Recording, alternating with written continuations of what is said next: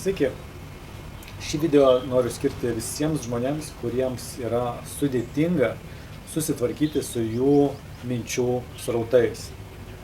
Iš tikrųjų, čia turbūt didžioji dauguma visos žmonijos negali su to susitvarkyti, bet kad galėtų susitvarkyti su tais srautais galvoje, iš pradžių reikia suprasti, kas per procesai vyksta tose galvose ir kas ten per balsai. Tai galvoje vyksta dviejų tipų balsai. Pirmas balsas, tai atstovaujantis vyrišką pradą, tai yra kritikas. Tai yra tas balsas, kuris jūs nuolatos kritikuoja. Arba jūs kritikuoja, arba jūs verčia kitus kritikuoti.